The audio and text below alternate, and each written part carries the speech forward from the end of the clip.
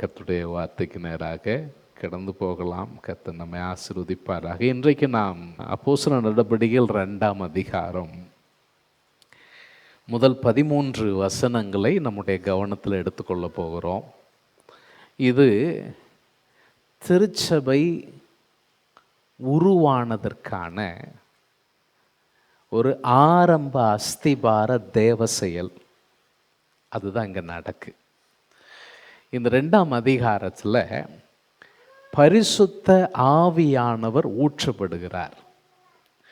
இந்த ஆவியானவருடைய ஊற்றப்படுதல் தான் சபை துவங்கின நாள்.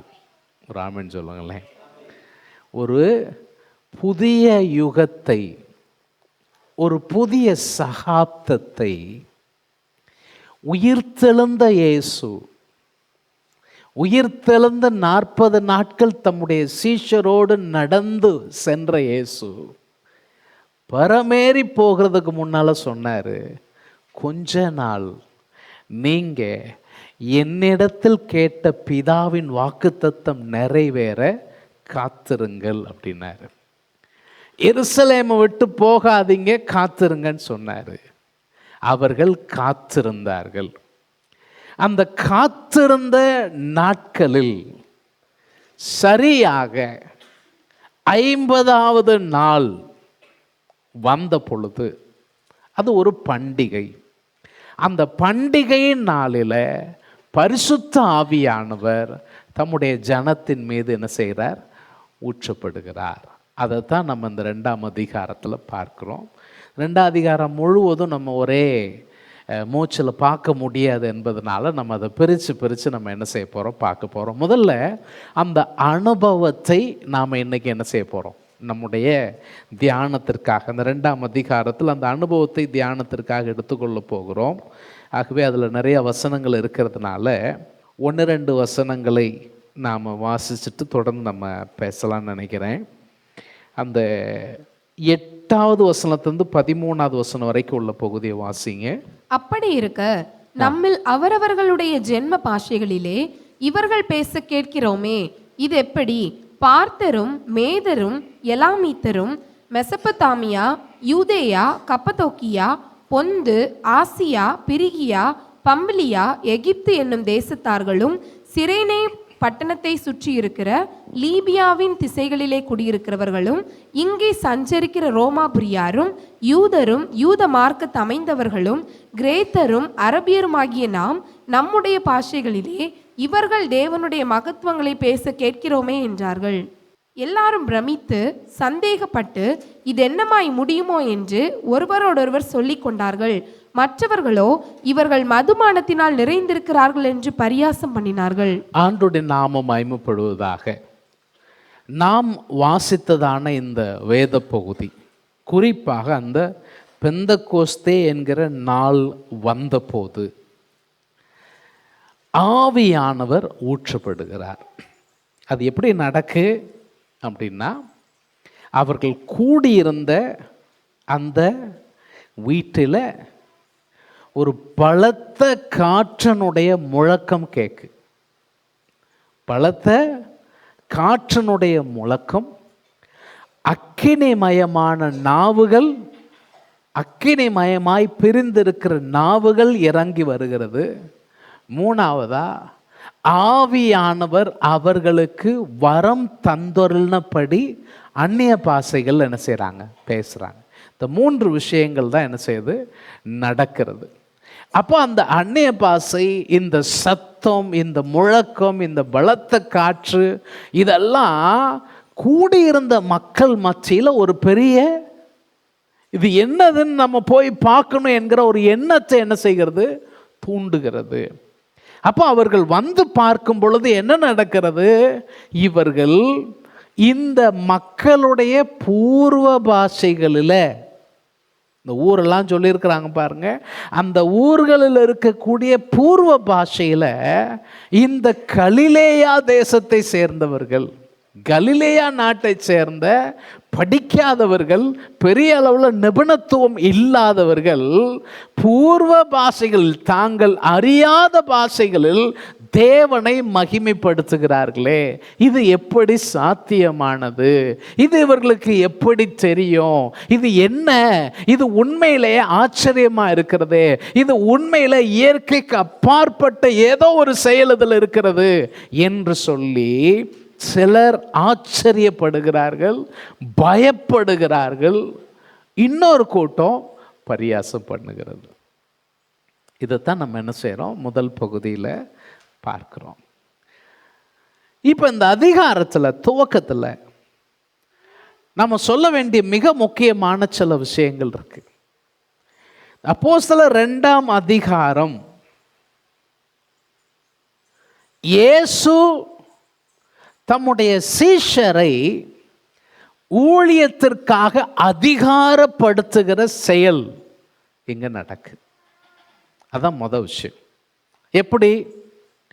ஏன்னா இயேசு தான் முந்தின அதிகாரத்தில் சொன்னாரு, நீங்க இன்னும் சில நாளுக்குள்ளே, 4வது வசனம் 1:4, இன்னும் சில நாளுக்குள்ளே பரிசுத்த ஆவியினாலே ஞான ஸ்நானம் பெறுவீர்கள். அந்த பரிசுத்த ஆவியினாலே நீங்கள் ஞானஸ்தானம் பெறும்போது என்ன நடக்கும்? 1:8 சொல்லி இருக்கிறது, பரிசுத்த ஆவி உங்களிடத்தில் வரும்போது நீங்க என்ன செய்வீங்க? பலன் அடைந்து. எல்லாரும் சொல்லுங்க, பலன் அடைந்து. You will receive power. நீங்கள் வல்லமையை பெறுவீர்கள், பலன் அடைவீர்கள். பலன் அடைந்து எனக்கு சாட்சிகளாய் இருப்பீர்கள். அப்போ நீங்கள் எனக்கு சாட்சிகளாய் இருக்கும்படி பலப்படுத்தப்படுவீர்கள். அப்போ எனக்கு சாட்சிகளாய் இருக்கும்படி பலப்படுத்த வேண்டிய ஒரு தேவை உங்களுக்காக இருக்கிறது. அதை நான் நீங்கள் காத்திருக்கிற வேளையில செய்வேன் அப்படிங்கிறத சொன்னார். அதுதான் இங்க நடக்கு. முதல் விஷயம் அதுதான். அப்போஸ்தலர் 2 என்னன்னா, அப்போஸ்தலரை ஆண்டவர் புதிய விதத்தில் பலப்படுத்துகிறார். இதைத்தான் அவர் போறதுக்கு முன்னாலே சொன்னார். அந்த கடைசி சில நாட்கள்ல சொன்னாரு, நான் போகிறது நல்லது. எப்படி? நான் போகிறது நல்லது. நான் போனாதான் யாரு வருவா? தேற்றரவாளன் வருவார், பரிசுத்த ஆவியானவர் வருவார். இந்த தேற்றரவாளன் வந்து என்ன செய்வார்னா, உங்க கூடவே இருப்பார். எப்பவும் உங்களோடு கூட இருப்பார். எப்பொழுதும் உங்களோடு கூட இருக்கும்படி அந்த தேற்றரவாளன் வருவார். அவர் உங்களை சகல சத்தியத்திலும் நடத்துவார். இவருக்கு பேரு சத்திய ஆவியானவர். இந்த சத்திய ஆவியானவர் என்ன செய்யறார்னா, சகல சத்தியத்திற்குள்ளும் நடத்துகிறவர். அப்ப இதுதான் அங்க முதல் நடக்கு. ஆவியானவர் மூலமாய் இயேசு கிறிஸ்து தம்முடைய அப்போஸ்தலர்களை அதிகாரப்படுத்தும்படியாக, அந்த வல்லமைக்கு உட்படுத்தும்படியா அதை முத செய்றார். ரெண்டாவது இது என்ன நடக்குன்னா, பரிசுத்த ஆவியானவருடைய யுகம் இங்கே துவங்குகிறது. இந்த காலம் யாருடைய காலம் அப்படின்னா, ஆவியானவருடைய காலம். இந்த ஆவியானவர் எங்க இருக்கிறார்?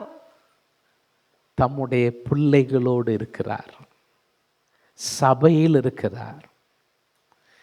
நான் ஆரம்பத்தில் சொன்னேன், அப்போஸ்தலர் நடபடிகள்ல ஒவ்வொரு அதிகாரத்திலும் பரிசுத்த ஆவியானவருடைய செயல்பாடை நம்ம என்ன செய்ய முடியும்? பார்க்க முடிகிறது. இது ரெண்டாவது. மூணாவதா, இந்த நாள் ஒரு எழுப்புதலின் நாள். என்ன நாள்? எழுப்புதலின் நாள். ஏன் எழுப்புதலின் நாள்? அதை நம்ம பின்னால பார்ப்போம். இதுலயே 2 விதமான கூட்டம். ஒரு கூட்டம் பயப்படுகிறது, அச்சம் அடைகிறது, வியக்கிறது, என்னமா முடியுமோன்னு யோசிக்குது. இன்னொரு கூட்டம் இது தண்ணி அடிச்சுட்டு வளரிக்கிட்டு இருக்கு, பரியாசம் பண்ணுகிறார்கள். ஆனா இந்த 2க்கு மத்தியில் பேதுரு எழும்பி பிரசங்கம் பண்ணி கர்த்தருடைய வார்த்தையை சொன்ன போது அநேகருடைய உள்ளத்துக்குள் வருத்தப்பட்டு, சகோதரரே நாங்கள் என்ன செய்ய வேண்டும் என்று கேட்டார்கள். எழுப்புதல் எங்க ஆரம்பிக்க தெரியுமா? எழுப்புதல் ஒரு தனி நபருடைய வாழ்வில் எழுப்புதல் எங்க ஆரம்பிக்கணும் கேட்டா, அவருக்கு சொல்லப்படுகிற வார்த்தையை அவர் புரிந்து கொண்டு, ஆண்டவரே என்ன செய்ய வேண்டும், நான் அதை செய்ய என்னை அர்ப்பணிக்கிறேன். ஒரு முழுமையான அர்ப்பணம், ஒரு முழுமையான ஒப்பு கொடுத்தல், தேவனுடைய சித்தம் செய்ய. அதுக்கு எவ்வளவு விலை கொடுக்கணும்னாலும் நான் கொடுப்பேன். அதான் எழுப்புதல். தேவனுக்காக வாழ, தேவனுடைய வழியில நடக்க, தேவன் விரும்புகிற மாதிரி செயல்பட என்னை அர்ப்பணிப்பேன் என்கிற எண்ணம் மாத்திரமல்ல, அந்த அர்ப்பணிப்பில் ஓடுகிற ஓட்டம், அதான் எழுப்புதல். நான் சொல்றேன், இது எல்லாம் அப்போஸ்தலர் 2ஆம் அதிகாரத்தில் நடக்கு. சரி, இப்போ நம்ம சுருக்கமாக இந்த சம்பவத்தை, நமக்கு தெரிஞ்ச சம்பவம் தான், சுருக்கமாக நம்ம அதை சொல்லி ஜெபிக்க போகிறோம். 2ஆம் அதிகாரம் வசனத்தில் பெந்தகோஸ்தே என்னும் நாள் வந்த போது அப்படின்னு ஆரம்பிக்கும். இப்போ பெந்தகோஸ்தே அப்படின்னா என்ன? சிலருக்கு பெந்தகோஸ்தேங்கிற வார்த்தையை என்ன செய்யாது, கொஞ்சம் அலர்ஜியாக தெரியும். அதை ஒவ்வொருத்தரும் ஒவ்வொரு மாதிரி சொல்லுவாங்க. பெந்தைய கோஸ் அப்படிம்பாங்க, பெந்த கொஸ்து, வெந்தய கோஸ், வாய்க்கு வந்ததெல்லாம் சொல்லுவாங்க. உண்மையிலேயே பெந்தகோஸ்தே அப்படிங்கிற வார்த்தைக்கு அர்த்தம் 50வது நாள், அவ்வளோதான். என்னது 50 அப்படிங்கிறது தான் பென்டிகாஸ்ட் அப்படிங்கிற வார்த்தைக்கு அர்த்தம் 50. அதாவது யூதர்களுக்கு ஒரு பண்டிகை நாள். யூதர்கள் பெந்தகோஸ்தே பண்டிகைன்னு ஒரு பண்டிகை கொண்டாடுவாங்க. எப்போ?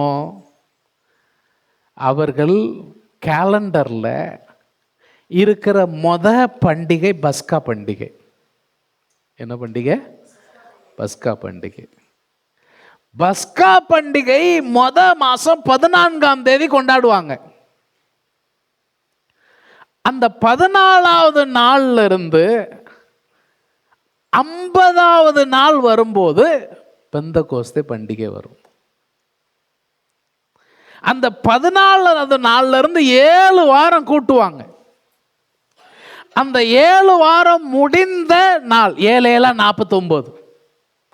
அந்த 49வது நாள் முடிந்து வரக்கூடிய 50வது நாள், அந்த நாட்களில் யூதர்கள் மத்தியில் அது அறுப்பு காலமாக இருந்துச்சு. கோதுமை அறுவடை பண்ணக்கூடிய காலம். அப்போ நம்ம இங்க சொல்றோம் பார்த்தீங்களா, விவசாய திருநாள்னு சொல்லி. அந்த மாதிரி அவர்கள் மத்தியில் தேவன் அவர்களை ஆசீர்வதிச்சு, அவங்க வனாந்தரத்திலெல்லாம் சுத்தி தெரிஞ்சு வாக்குத்தத்தம் பண்ணப்பட்ட பூமியை அவர்கள் சுதந்திரமா பெற்றுக்கொண்டு, அந்த பூமியில விளைகிற விளைச்சலின் பலனை அவர்கள் அனுபவிக்கும் பொழுது ஆண்டவருக்கு நன்றி சொல்லும்படியாய் இந்த பண்டிகையை என்ன செய்வாங்க, கொண்டாடுவாங்க. இதற்கு வாரங்களின் பண்டிகை அப்படி ஒரு பேரும் என்ன செய்யுது இருக்கு.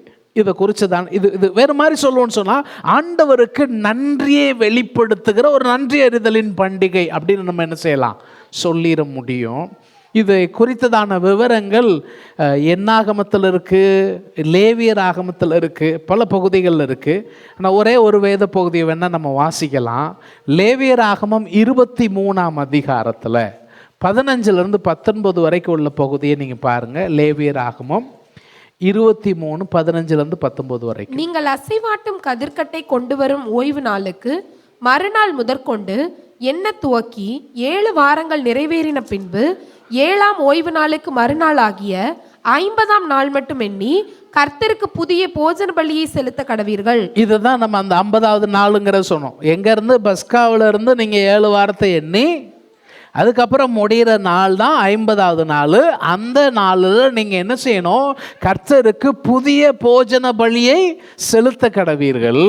நீங்கள் ஒரு மரக்காலிலே 10ல் 2 பங்காகிய மெல்லிய மாவு. அப்போ என்னெல்லாம் கொண்டு வரணும் அப்படிங்கிறாங்க. அவங்க கொண்டு வரக்கூடியதான 2 அப்பங்களை நீங்கள் கொண்டு வரணும். இதை முதற் பலனாக கொண்டு வர வேண்டும்.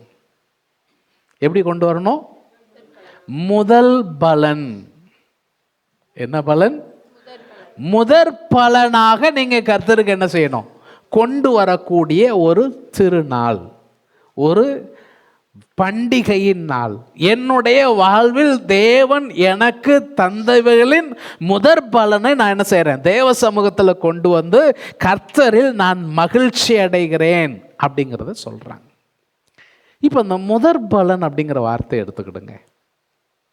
முதற் பலன் அப்படின்னா என்னது? முதற் பலன் அப்படிங்கிறது என்னன்னா, எனக்கு கிடைக்க போகிற அறுவடையில ஒரு பங்கு தான் அது. ஃபர்ஸ்ட் பங்கு. அதுல மீதம் நிறைய என்ன செய்யுது? இருக்கு இல்லையா? அப்ப என்ன சொல்றாங்க? எனக்கு தேவன் தருகிற இந்த மிகப்பெரிய விளைச்சல்ல முந்தி கிடைக்கிற பங்கை முதலாவதா நான் எங்க கொண்டு வரேன்? தேவ சமூகத்தில் கொண்டு வருகிறேன் அப்படிங்கிற. இப்போ இது பாஸ்டர் எங்கேயோ கொண்டு போறாரு. நான் எங்கேயும் கொண்டு போகல, ஒரு இடத்துக்கு கொண்டு போக விரும்புகிறேன். எங்கே தெரியுமா? புதிய ஏற்பாட்டில் ரோமருக்கு எழுதின நிருபம் 8ஆம் அதிகாரம் 23வது வசனத்தை பாருங்க. அதுவும் அல்லாமல் ஆவியின் முதற் பலன்களை பெற்ற நாமும் கூட. நம்ம என்ன பெற்றிருக்கிறோமா? பரிசுத்த ஆவியானவருடைய முதற் பலன்களை பெற்றிருக்கிற நாம். அப்படின்னா என்ன அர்த்தம்? முதற் பலன்னா முதற் பலனோட எல்லாம் என்ன செய்யாது? முடியாது. அதுக்கு அப்புறமும் பலன்கள் தொடர்ந்து வருகிறது. புரியுதா? புரியலையா? இங்க அவர் என்ன சொல்றாரு? நான் ரட்சிக்கப்படுகிற பொழுது நமக்கு தேவன் தம்முடைய ஆவியை தருகிறார். அந்த ஆவியானவர் நமக்கு முதற் பலனா வந்திருக்கிறாரு. ஆனா அதோடு எல்லாம் முடிய போறது கிடையாது. நம்ம அதுல இருந்து துவங்குகிறோம். இன்னும் அநேக பலன்களை பெற்றுக்கொண்டே இருக்கிறோம். ஒரு காலம் வரும், இறுதியான பலன் நமக்கு கிடைக்கும். அதைத்தான் இங்க சொல்றாரு. முதற் பலன்களை பெற்ற நாமும் கூட நம்முடைய சரீர மீட்பாகிய புத்திர சுவிகாரம் வருகிறதற்காக காத்திருக்கிறோம், நமக்குள்ளே தவிக்கிறோம் அப்படிங்கிற சொல்றாரு. இன்னொரு வசனத்தை பாருங்க. எபேசியர் 1 அதிகாரம் 13வது 14வது வசனத்தை பாருங்க. நீங்களும் உங்கள் ரட்சிப்பின் சுவிசேஷமாகிய சத்திய வசனத்தை கேட்டு. நல்லா கவனிங்க, எல்லாரும் கவனிங்க. நீங்க சத்திய வசனம், அந்த சுவிசேஷ வசனம், அதை எப்ப கேட்டு விசுவாசிகள் ஆனீங்களோ, நீங்க விசுவாசிகள் ஆன போது என்ன நடக்கு? வாக்குத்தத்தம் பண்ணப்பட்ட பரிசுத்த ஆவியினால அவருக்குள்ள என்ன போடப்பட்டிருக்கிறீங்க? முத்திரை போடப்பட்டு. எல்லாரும் சொல்லுங்க, சத்தமா சொல்லுங்க. நாம் அனைவரும் அவருக்குள்ள என்ன போடப்பட்டிருக்கோம்?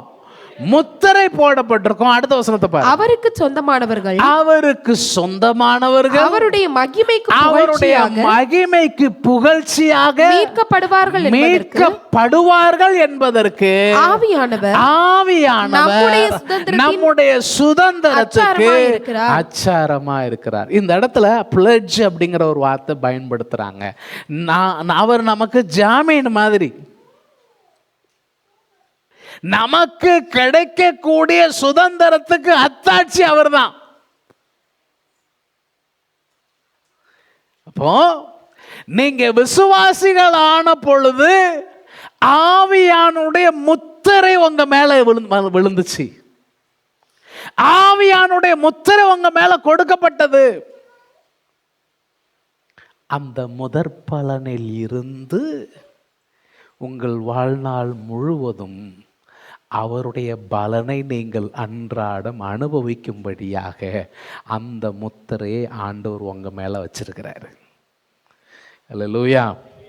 அப்போ இதைத்தான் நம்ம புரிஞ்சுக்கணும். பெந்தெக்கோஸ்தே நாள் முதற் பலனை தேவ சமூகத்தில் கொண்டு வந்து கொடுக்கிற நாள். ஆவியானவர் நமக்கான முதற் பலனாய் அந்த இயேசு கிறிஸ்துவால் நமக்காக 2000 ஆண்டுகளுக்கு முன்பதாக இந்த பூமிக்கு அனுப்பப்பட்டவராக இருக்கிறார். சரி, அந்த 50வது நாள் அந்த பெந்தெக்கோஸ்தே பண்டிகை அது மாத்திரம்தானா அப்படின்னு கேட்டிங்கன்னா தொடர்ந்து இன்னும் சில விஷயங்களை சொல்லலாம். பெந்தெக்கோஸ்தே நாளை இவர்கள் கொண்டாடும் பொழுது வேறு ஒரு காரியத்தையும் சொல்கிறாங்க. என்ன சொல்கிறாங்கன்னு கேட்டால், பெந்தெக்கோஸ்தே அந்த நாளில் தான் இவர்களுக்கு பழைய ஏற்பாட்டு காலத்தில் இவர்களுக்கு சட்டம் பிரமாணம் கொடுக்கப்பட்டது அப்படிங்கிறதை அவங்க என்ன செய்கிறாங்க சொல்கிறாங்க. நியாயப்பிரமாணம் கொடுக்கப்பட்ட அந்த தேவனால் கொடுக்கப்பட்ட அந்த பிரமாணத்தை அவர்கள் நினைவு கூறும்படியாக என்ன செய்கிறாங்க, எதை சொல்லுகிறார்கள் அப்படிங்கிறத நம்ம என்ன செய்ய முடியும், பார்க்க முடிகிறது. இயேசு கிறிஸ்து இந்த ஆவியின் நிறைவை தம்முடைய பிள்ளைகள் மேல் ஊற்றும் பொழுது புதிய உடன்படிக்கை நம்மில் நிறைவேறும்படி செய்தார் அப்படிங்கிறத நம்ம என்ன செய்ய முடியும், சொல்ல முடியும். புதிய உடன்படிக்கை குறித்து பைபிளில் பல இடங்களில், குறிப்பாக தீர்க்க தரிசனங்களில் சில முக்கியமான வசனங்கள் இருக்கிறது. எரேமியா தீர்க்க தரிசனம் 31ஆம் அதிகாரத்தில் 31 முதல் 34 வரைக்கும், எசேக்கியேல் தீர்க்க தரிசனம் 36ஆம் அதிகாரம் 26, 27 வசனங்கள். இல்லை, நம்ம எசேக்கியேலை மட்டும் வாசிக்கலாம்னு நினைக்கிறேன். எசேக்கியேல் தீர்க்க தரிசனம் 36ஆம் அதிகாரம் 26, 27 பாருங்க. உங்களுக்கு நவமான இருதயத்தை கொடுத்து உங்கள் உள்ளத்திலே புதிதான ஆவியை கட்டளையிட்டு கல்லான இருதயத்தை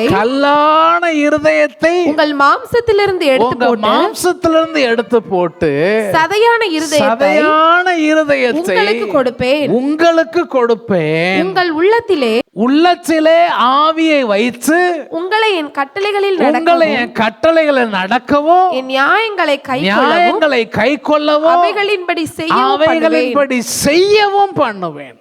என்ன நடக்கு? புதிய உடன்படிக்கையில் ரொம்ப முக்கியமாக ஆண்டவர் சொல்கிறாரு, ஏன் ஆவிய உங்கள் மேலே வைப்பேன். அதைத்தான் இந்த பெந்தெக்கோஸ்தே நாளிலே கர்த்தர் செய்கிறத நம்ம என்ன செய்ய முடியுது, பார்க்க முடியுது. இதோட இன்னொரு விஷயத்தை நான் சொல்லிட்டு நம்ம காரியத்துக்குள்ளே போயிடலாம். யூதர்கள் மத்தியில் ஓய்வு நாள் அப்படிங்கிற ஒன்றை முக்கியமாக சொல்லுவாங்க. ஓய்வு நாள் அப்படிங்கிறது வாரத்தில் ஒரு நாள் என்ன செய்யணும், ஓய்ந்திருக்கணும். அவங்களுக்கு சனிக்கிழமை. வாரத்தில் 6 நாட்கள் நீங்கள் வேலை செய்கிறீங்க, ஒரு நாள் ஓய்ந்திருக்க வேண்டும் அப்படிங்கிறது ஆண்டவருடைய கட்டளை. அப்புறம் அவங்க என்ன செய்வாங்கன்னா, ஓய்வு நாள் இது தனி நபர்களுக்கு. வருடங்களை கணக்கு பண்ணுவாங்க. கணக்கு பண்ணி 7வது வருஷத்தை ஓய்வு வருஷம் சொல்லுவாங்க. ஓய்வு வருஷம். இப்ப அந்த ஓய்வு வருஷத்துல என்ன செய்யணும்? நீங்க 6 வருஷம் வயல்ல விதை விதைக்கலாம், அறுவடை பண்ணலாம், சாப்பிடலாம், எல்லாம் செய்யலாம். 7வது வருஷம் விதை விதைக்க கூடாது. இப்போ விதை விதைக்கலன்னா எப்படி சாப்பிட்றது? ஆமாம்ல. அதாவது ஆண்டவர் என்ன சொல்றாருன்னா, நீ உன் நிலத்துக்கும் என்ன கொடுக்கணும்? ஓய்வு கொடுக்கணும். உனக்கு வாரத்துக்கு ஒரு நாள் ஓய்வு தேவைங்கிறது மாதிரி உன் நிலத்துக்கு 6 வருஷம் வேலை செய்ய விடு, 7வது வருஷத்தை ஓய்வு இருக்க விடு. நீ என்னை நம்பு, நான் என்ன செய்வேன், 6வது வருஷம் 7வது வருஷத்துக்கும் நீ சேர்ந்து சாப்பிட்ற அளவுக்கு பலனை என்ன செய்வேன், தருவேன். நீ 7வது வருஷமும் சாப்பிட்டு 8வது வருஷத்துல விதை விதைக்கிறதுக்கு தேவையான அளவுக்கு தானியம் உன்கிட்ட ஸ்டாக் இருக்கும். அப்ப 7வது வருஷம் என்ன வருஷம்? ஓய்வு வருஷம். அந்த ஓய்வு வருஷத்துல நீ என்ன செய்யக்கூடாது? நிலத்துல பயிரிடக்கூடாது. இதுக்கப்புறம் இன்னொன்று இருக்கு. இந்த 7வது வருஷத்தை 7 வருஷம் கணக்கு பண்ணா எத்தனை வருஷம் வருது? 49 வருஷம் இருக்கு. 49 வருஷத்துக்கு அடுத்த வருஷம் 50வது வருஷம்.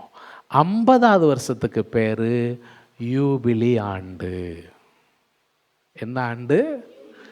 யூபிலி ஆண்டுனா என்னன்னா விடுதலையின் ஆண்டு. 50வது வருஷம் என்ன ஆண்டு? விடுதலையின் ஆண்டு. இப்போ 50வது ஆண்டுல என்ன நடக்கும்னா, இந்த ஜனங்களுக்கு ஆண்டவர் தேசத்தெல்லாம் பங்கிட்டு கொடுத்தார். யோசுவாவின் புஸ்தகத்தில் இருக்கு. இப்போ தேசத்தை பங்கிட்டு கொடுத்ததுக்கு அப்புறம் அந்த அவங்களுடைய ஏதோ கஷ்டப்பட்டு ஏதோ ஒரு அவங்க சரியா அவங்களுக்கு சூழ்நிலை சரியில்லாமல் அவங்கள கடன் ஆயிடுறாங்க. கடனை அடைக்க முடியாத சூழ்நிலை வரும்போது அவங்க பங்கை என்ன செய்யறாங்க? விற்கிறாங்க, யாருக்கோ சேல் பண்றாங்க. இப்போ அந்த பங்கு அவங்க சேல் பண்ணா அந்த பங்கு எத்தனை வருஷம் அந்த பங்கை வாங்கினவங்கள்ட்ட இருக்கும்னு சொன்னா அந்த யூபிலி ஆண்டு வரைக்கும் தான் இருக்கும். யூபிலி ஆண்டு வரும் பொழுது அந்த பங்கு வித்தவர்கிட்ட திரும்ப வந்துடும். புரியுதா நான் சொல்றது? இப்போ எனக்கு ஒரு பங்கு இருக்குன்னு வச்சுக்கோங்க. இப்போ எனக்கு உடம்பு ஏதோ பிரச்சனையாகி நான் என் பங்கை விற்க வேண்டிய நிலைமை என்ன செஞ்சிச்சு? வந்துருச்சு. நான் கௌதமுக்கு வித்துட்டேன். ஆனால் 50வது வருஷம் வரும்போது அந்த பங்கை கௌதம் எனக்கு என்ன செஞ்சிடணும்? திருப்ப கொடுத்துடணும். அந்த 50 வருஷத்துக்கு ஆகக்கூடிய என்ன வருமானம் அதில் இருக்குமோ அதை பேஸ் பண்ணி தான் இது சேல்ஸே நடக்கும். இதில் என்னன்னு கேட்டிங்கன்னா, நான் என் பிள்ளைகளுக்குன்னு கொடுத்த அந்த பங்கு என் பிள்ளைகள்கிட்ட தான் இருக்கணும். உங்களுக்குள்ள சரித்திரர் இருக்கக்கூடாது. அவரவருக்கு நான் கொடுத்த அந்த பங்கு அவங்கள்ட்ட என்ன செய்யணும்? இருக்கணும். ஏதோ நீ என்னமோ புத்தி இல்லாம பிழைச்சி ஏதோ துரதிருஷ்டவசமா ஏதோ உனக்கு தவறு நடந்து நீ அடிமையா போனா கூட, இது இடம் மட்டும் கிடையாது, அந்த நாட்கள்ல அடிமைகளா விற்கப்படுகிற நிலைமெல்லாம் இருந்துச்சு. வீட்டில் வசதி வாய்ப்பு இல்லைன்னு சொன்னா இடத்தையும் வித்தாச்சுன்னு சொன்னா அதுக்கப்புறம் இன்னும் கொடுக்க கடன் இருக்குன்னு சொன்னா அவங்களே என்னவா வித்துடலாம்? அடிமையா வித்துடலாம். அப்படியே வித்துட்டு இருந்தாங்க. அதுக்கும் வசனம் இருக்கு, பைபிள் வசனம் இருக்கு. அப்ப அப்படி அடிமைகளா போறவங்களும் என்னன்னு கேட்டா அவங்களுக்கும் யூபிலி ஆண்டு, விடுதலையின் ஆண்டு. அடிமையா போறவங்களும் அந்த ஆண்டுல என்ன செஞ்சிடணும்? விடுதலை பெற்று தங்கள் சொந்த சுதந்திரத்துக்கு என்ன செஞ்சிடணும்? போயிடணும். இல்லை ஒரே ஒரு இடத்துல தான் வித்தியாசம். இந்த இடம் சம்பந்தப்பட்ட விஷயத்துல அரண் ஆன பட்டணங்கள், அதாவது பெரிய பாதுகாப்பு சுவர் இருக்கக்கூடிய பட்டணங்களில் சேல் ஆகக்கூடிய அந்த ப்ராப்பர்ட்டி மாத்திரம் இந்த 50வது வருஷம் திரும்பி வராது. மற்ற எல்லாம் திரும்பி வந்துடும். அப்ப 50வது ஆண்டு இந்த ஜனங்களுக்கு எதை ஞாபகப்படுத்துகிறதுன்னு சொன்னா 50வது வருஷம்னா சரி, என் பாடெல்லாம் முடிய போகுது, எனக்கு விடுதலை கிடைக்க போகுது அப்படிங்கிறதான ஒரு சந்தோஷம், மகிழ்ச்சி. அந்த மகிழ்ச்சியின் நிறைவு அவர்களுக்கு உண்டாகிறது. சுவிசேஷம் என்ன நினைக்கிங்க? சுவிசேஷம் தான் ஜூபிலி, சுவிசேஷம் தான் விடுதலை. நீங்க இப்போ நான் சொன்ன இதை மனசுல வச்சுட்டு லூக்கா சுவிசேஷம் 4வது அதிகாரம் 18வது 19வது வசனத்தை வாசிங்களேன். கர்த்தருடைய ஆவியானவர் என்மேல் இருக்கிறார், தரித்திரருக்கு சுவிசேஷத்தை பிரசங்கிக்கும்படி, தரித்திரருக்கு நற்செய்தியை பிரசங்கம் பண்ணும்படி என்னை அபிஷேகம் பண்ணினார். அவர் என்ன செஞ்சிருக்கிறாரு?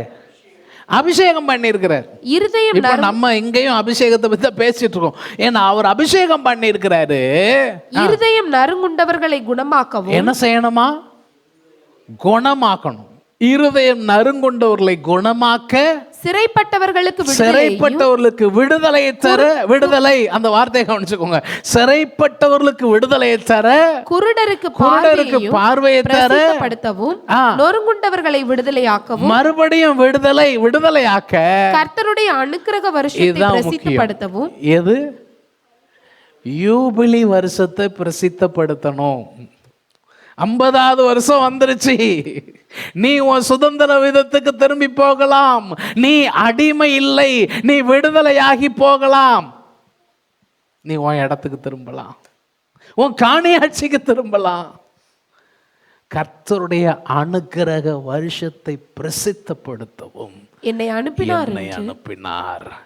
இப்போ நான் உங்களுக்கு சொல்றேன், உண்மையான விடுதலை மனிதனுக்கு இயேசு கிறிஸ்துவில் தான் இருக்கிறது. அந்த இயேசு சொன்னார், சத்தியத்தையும் அறிவீர்கள், சத்தியம் உங்களை விடுதலையாக்கும்.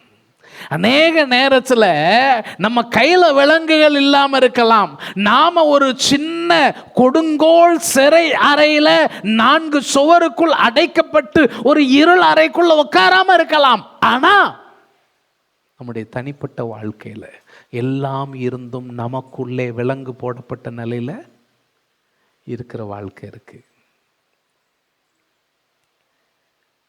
அந்த வாழ்க்கையிலிருந்து விடுதலை வேணும்னா அதுக்கு இயேசுதான் வழி. அதற்காகத்தான் இயேசு இந்த உலகத்தில் வந்தார். மனிதன் பாவம் என்கிற சிறைக்குள் அடைக்கப்பட்டிருக்கிறான். அந்த சிறையிலிருந்து மனிதன் விடுதலையாக்கப்பட வேண்டும் என்பதற்காக 2000 ஆண்டுகளுக்கு முன்பதாக என் இரட்சகர் இயேசு கிறிஸ்து சிலுவையில் தொங்கினார். அவர் சிலுவையில் சிந்தின இரத்தத்தினால் பாவ மன்னிப்பு என்கிற மீட்பை என் இரட்சகர் எனக்காக கையளித்திருக்கிறார். அந்த இரட்சகர் தம்முடைய சீஷரை நிரப்பும்படியாக அனுப்பின ஆவியானவரும் அதையே செய்கிறார். வேதம் சொல்லுகிறது, ஆவியானவர் எங்கேயோ அங்கேயும் விடுதலை உண்டு. அங்கே என்ன இருக்கு? விடுதலை இருக்கு. அப்போ பெந்தெகோஸ்தே அப்படின்னா உங்க ஞாபகத்தில் வரக்கூடிய சில வார்த்தைகளை தான் சொல்லிட்டு வரேன். வார்த்தை முதல் பலன். சொல்லுங்க, முதல் பலன். 2வது வார்த்தை புது உடன்படிக்கை. சொல்லுங்க, புது உடன்படிக்கை. 3வது இங்க நம்ம என்ன பார்க்கிறோம்? விடுதலை. என்னது? விடுதலை. ஆவியானவர் எனக்கு முதற் பலன், எனக்கு கொடுக்கப்பட்ட முதற் பலன். ஆவியானவருடைய நிறைவு புதிய உடன்படிக்கையின் ஒரு அம்சம்.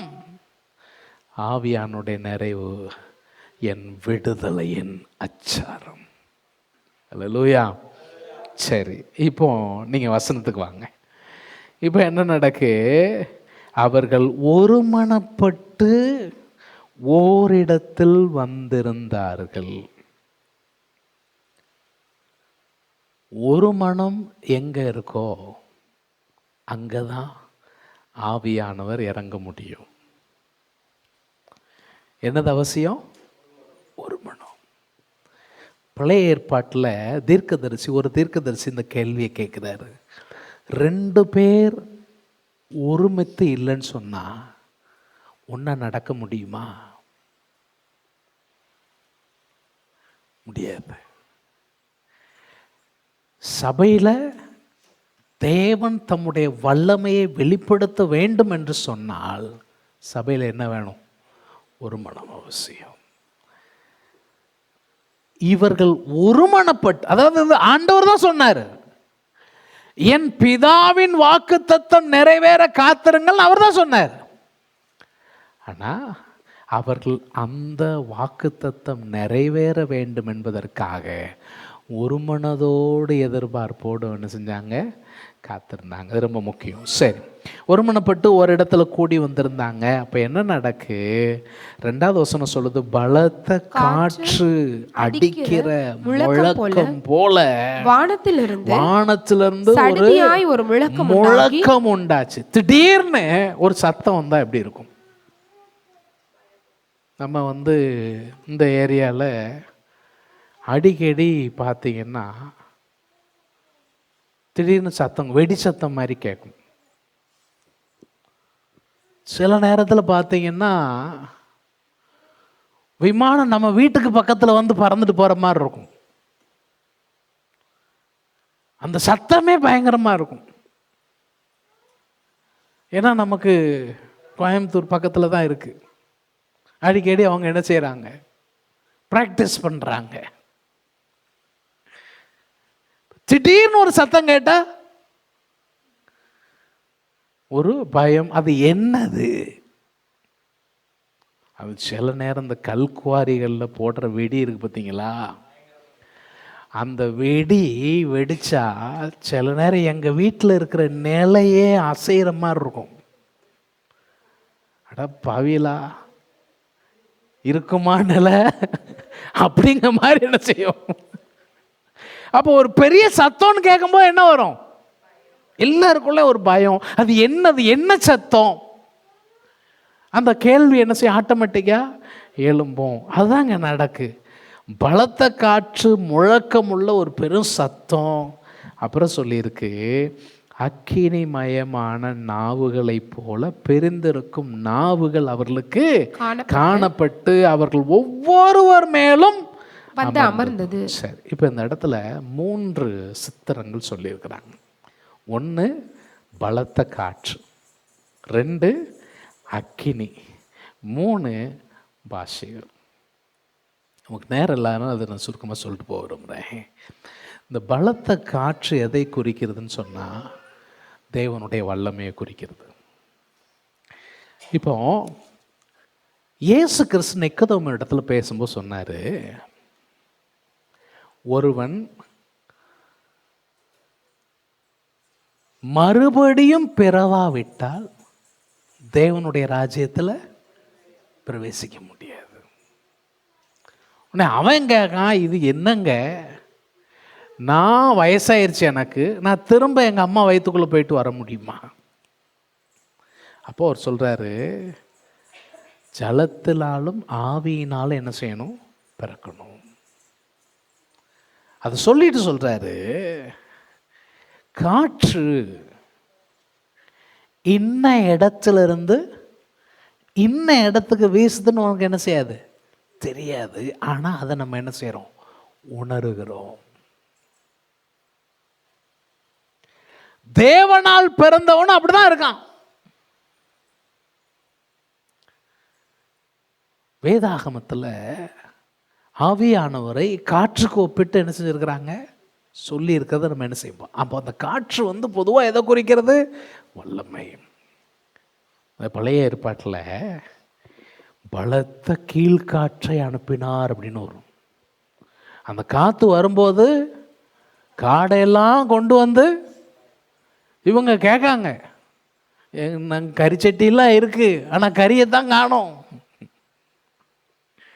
எகிப்துல இருந்தா நாங்க என்னத்தையாவது தின்னுட்டு இருப்போம், இப்போ ஒண்ணும் இல்லாம கிடக்கிறோம். ஆண்டவர் சொல்றாரு, எப்பா ஒரு நாள்ல 2 நாள்ல 30 நாள் 30 நாள் காடை கொடுக்க போறேன். அவன் கேட்க, ஆண்டவரே என்னமோ 5-6 பேரை நான் கூட்டு போற மாதிரி நீர் பேசிட்டு இருக்கிற, என் கூட காலாட்கள் மாத்திரம் 6 லட்சம் பேர் இருக்கான், அப்ப எவ்வளவு கொடுக்கணும்? அது இன்னைக்கு மாதிரி நம்ம சாப்பிட்ற மாதிரி 100 கிராம் கறியா சாப்பிடுவாங்க அன்னைக்கு? பழைய ஏற்பாட்டில் சொல்லியிருக்கு 3 பேர் வந்ததுக்கே ஒரு கண்ணுக்குட்டி அடிச்சாங்கன்னு இருக்கு.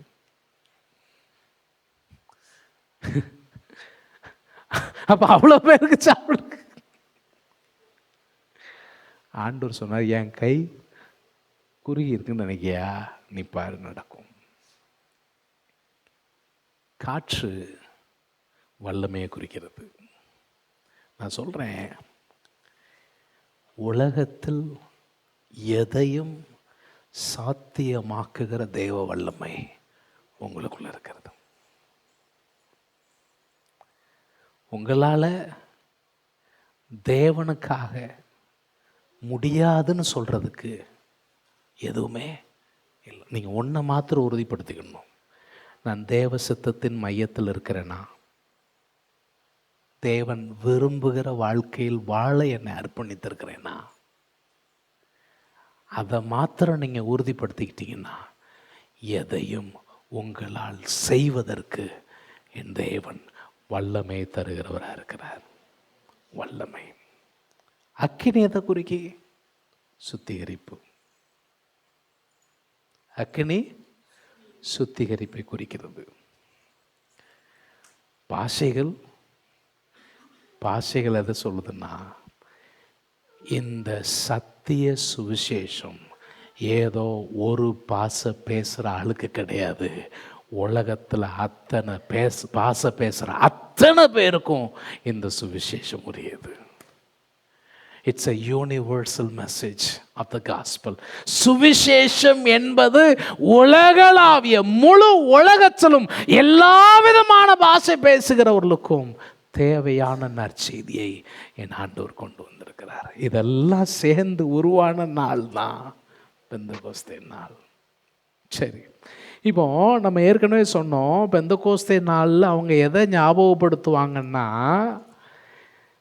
நியாயப்பிரமாணம் கொடுக்கப்பட்ட நாளை ஞாபகப்படுத்துவாங்கன்ட்டு. இப்போ நியாயப்பிரமாணம் கொடுக்கும்போது என்ன நடந்துச்சு ஞாபகம் இருக்கா? சீக்கிரமாக பாருங்க, நேரம் இல்லை, நம்ம சுருக்கமாக சொல்லிட்டு போயிடலாம். யாத்திராகமத்தின் புத்தகம் 19ஆம் அதிகாரம் 16வது வசனத்தை பாருங்க. 3ஆம் நாள் விடியற் காலத்தில் இடி முழக்கங்களும் மின்னல்களும் மலையின் மேல் கார் மேகமும் மகா பலத்த எக்கால சத்தமும் உண்டாயிற்று. சத்தம், நம்ம இங்க என்ன சொன்னோம்? முழக்கம் சொன்னோம் இல்லையா? இங்கேயும் அதான் என்ன செய்யுது? இடி மின்னல்கள், பலத்த சத்தம், எக்கால சத்தம் உண்டானது. 19 18 19 பாருங்க. கர்த்தர் சீனாய் மலையின் மேல் அக்கினியால் இறங்கினபடியால். அங்க என்ன இருந்துச்சு? அக்கினி இருந்தது. அங்கேயும் பின்பகுதியில் சொல்லியிருக்கு எக்கால சத்தம் உண்டானது.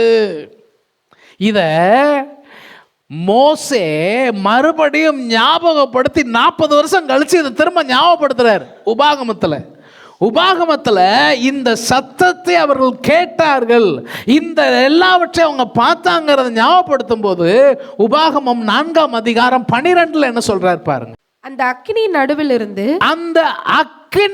நடுவிலிருந்து கர்த்தர் உங்களோடு பேசினார். வார்த்தைகளின் சத்தத்தை நீங்கள் கேட்டீர்கள். வார்த்தைகளின் சத்தத்தை கேட்டீர்கள். அந்த சத்தத்தை நீங்கள் கேட்டது என்று சத்தத்தை தான் கேட்டீங்களே ஒழிய ஒரு ரூபத்தையும் காணவில்லை. ஒரு உருவத்தை நீங்க பார்க்கல. ஏன் அதை சொல்லி இருக்கிறாங்கன்னா, தேவனை நீ உருவமாம வழிபடக்கூடாது, உருவ வழிபாடு கூடாது, சிலை வழிபாடு கூடாது அப்படிங்கிறத உணர்த்துறதுக்காக அங்க சொல்றாரு.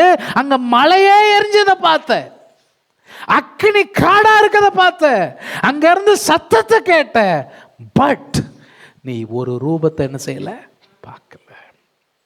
அதுலயே 33வது வசனத்தை பாருங்க. 4:33. அக்கினியின் நடுவிலிருந்து பேசுகிற அக்கினி நடுவுல இருந்து பேசக்கூடிய தேவனுடைய சத்தத்தை நீ தேவனுடைய சத்தத்தை கேட்டது போல யாதொரு ஜனமாவது எந்த ஒரு ஜனமாவது கேட்டதும் உயிரோடு ஆண்டவருடைய சத்தத்தை கேட்டுட்டு உயிரோடு இருந்தது உண்டோ? கிடையாது. இப்போ இந்த ஜனங்களுக்கு பெரிய பயம் வந்துருச்சு. பயம் வந்து சொன்னாங்க, ஐயா நல்லா இருப்பீங்க, மோசே நீங்க போய் ஆண்டவர் சொல்றத என்ன செய்யுங்க, கேளுங்க. நீங்க கேட்டுட்டு எங்கள்கிட்ட வந்து சொல்லுங்க, நாங்க நீங்க சொல்றத என்ன செய்யறோம், கேட்டுக்கிறோம். இவர் பேசுறத கேட்டு நாங்க என்ன செய்ய முடியாது, நாங்க உயிரோட இருக்க செத்தே போயிடுவோம், வேண்டாம்.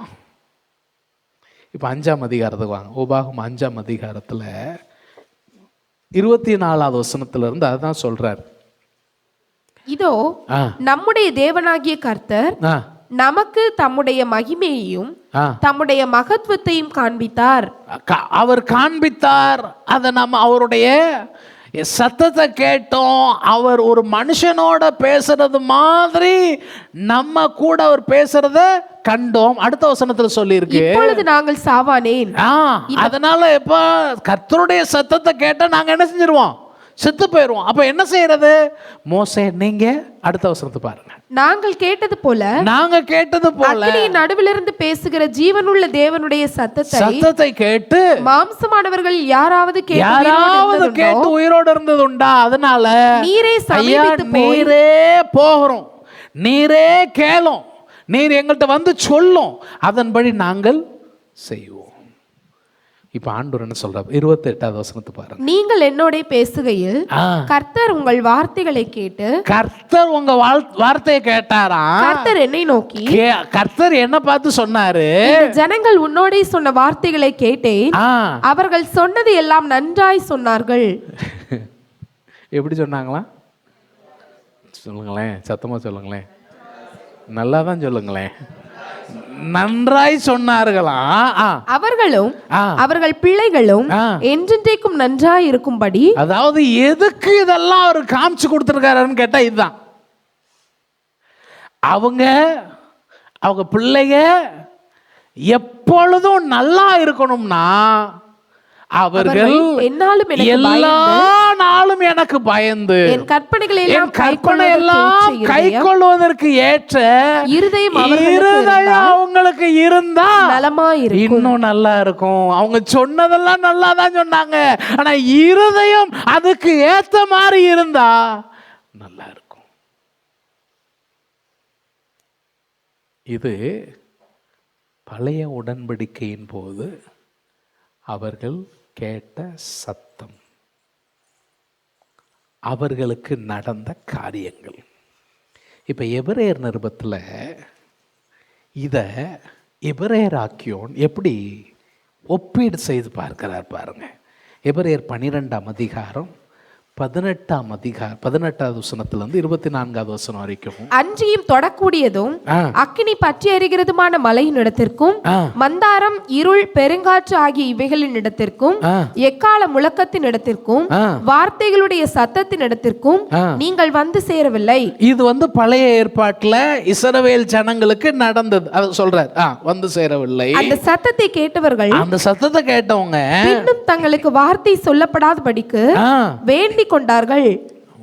ஏனெனில் ஒரு மிருகமாகிலும் மலையை தொட்டால் அது கல்லறியுண்டு அல்லது அம்பினால் எய்யுண்டு சாக வேண்டும் என்று சொல்லப்பட்ட கட்டளையை சகிக்க மாட்டார்கள். கட்டளையை சகிக்க மாட்டாதிருந்தார்கள். 21 வசனம் சொல்லுகிறது, பயங்கரமா இருந்தது. இப்ப 22ல இருந்து நீங்க எங்க வந்திருக்கீங்கன்னு சொல்றேன். நீங்களோ சீயோன் மலையின் இடத்திற்கு ஜீவனுள்ள தேவனுடைய நகரமாகிய பரம எருசலேம் இடத்திற்கு 10,000 தேவதூதர்களிடத்திற்கு பரலோகத்தில் பேர் எழுதி இருக்கிற முதற் பேரானவருடைய சர்வ சங்கமாகிய சபையினிடத்திற்கு யாவருக்கும் நியாயாதிபதியாகிய தேவனிடத்திற்கு பூரணராக்கப்பட்ட மீட்கப்பட்ட நீதிமான்களுடைய ஆவிகளிடத்திற்கு புது உடன்படிக்கையின் மத்தியஸ்தராகிய இயேசுவினிடத்திற்கும் ஆபேலுடைய இரத்தம் பேசினதை பார்க்கிலும் நன்மையானவைகளை பேசுகிற இரத்தமாகிய தெளிக்கப்படும் இரத்தத்தினிடத்திற்கு வந்து சேர்ந்தீர்கள். சொல்லிட்டு சொல்றாரு, அங்க மோசேயின் இடத்துல ஆண்டவர் பேசினார் பாரு, இவங்க நல்லா சொன்னாங்க, ஆனா அவங்க இருதயம் என் சொல்லுக்கு கேட்டு செயல்படுற இருதயமா இருந்தா நல்லா இருக்கும். புதிய உடன்படிக்கையிலையும் அதைத்தான் அவர் சொல்றாரு, பேசுகிறவருக்கு நீங்கள் செவி கொடுக்க மாட்டோம் என்று விலகாதபடிக்கு எச்சரிக்கையாருங்கள். சரி, இப்போ அப்போஸ்தலர் 2க்கு வந்திருக்கணும், நேரம் ஆயிடுச்சு. என்ன பார்க்குறோம்? பலத்த காற்று அடிக்கிற முழக்கம், அக்கினிமயமான நாவுகள், ஜனங்கள் அந்நிய பாஷையில் பேசினாங்க. அதாவது இந்த பாஷையை சொல்லும்போது எப்படி சொல்லியிருக்குன்னா,